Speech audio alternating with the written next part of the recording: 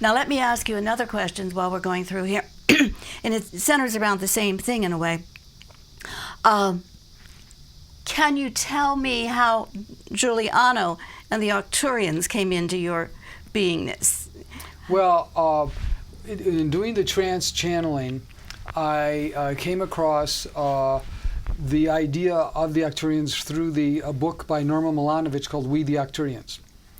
And I started reading this book, and after about 30 pages, I said, I feel connected to this energy. I feel connected to these people. And so I began to work with the energy, and the people that were around me, including my wife and friends, encouraged me to continue to see what they would say. And the Giuliano began giving me information about the new spiritual technology.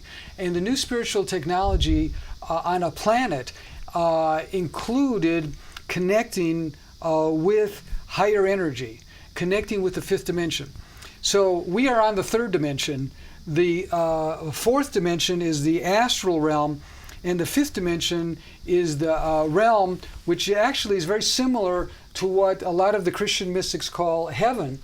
But it is the place, the fifth dimension is the place where you have graduated from the earth and you no longer have to return to the earth's incarnational cycle. So in a sense, going to the fifth dimension is graduating from the earth. And one of the books I wrote is based on this concept of the Ascension.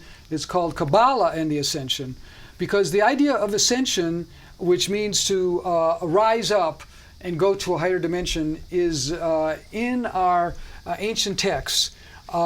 Just for example, Enoch in the Old Testament ascended, Elijah ascended, Muhammad ascended, and there are other examples of people who have ascended.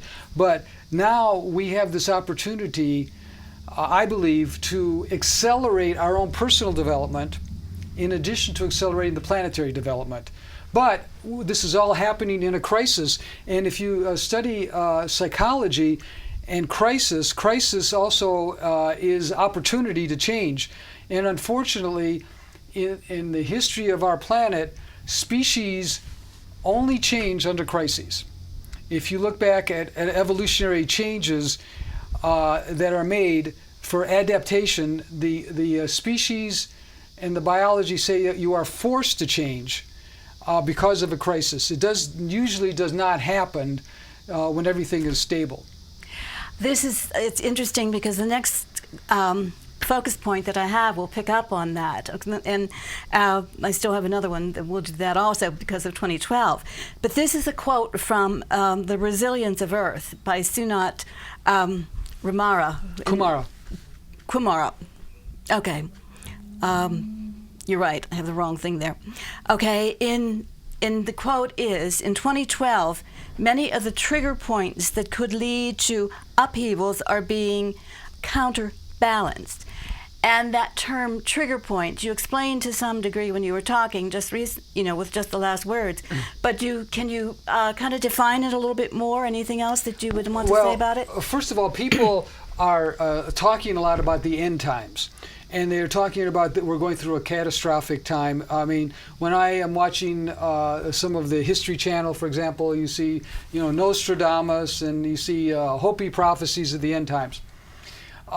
So it's generally true that we are coming to an end of an era. I don't think it's true that it's the end of civilization, but it is the end of this era. The trigger points have to do with events that are going to destroy large institutions or destroy large concepts. So, for example, one trigger point is nuclear energy and nuclear power plants. And we've seen in Fukushima what happens when one power plant it runs out of control. But there are many power plants that are in grave danger. And for now, for example, the Fukushima power plant is still leaking radiation into our oceans, and it's going to affect our ocean life.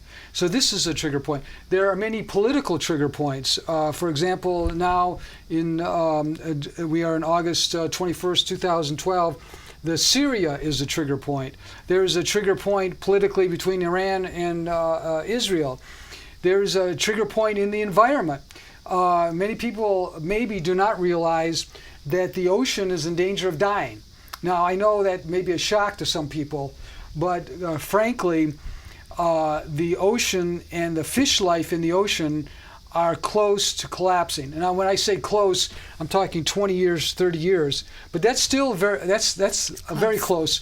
There are other trigger points in terms of forests dying, and I talk in my books, especially in the book Biorelativity, which is the book about planetary healing. I talk about this new concept, which is called biorelativity, which is interacting with the spirit of the earth and interacting with the feedback loop system. The earth has a feedback loop system that keeps everything in balance. This balance is called homeostasis, and it's a well-known term in biology. So we need a certain percentage of oxygen, we need a certain percentage of nitrogen in the air, we need a certain temperature range. There are many different variables that must exist.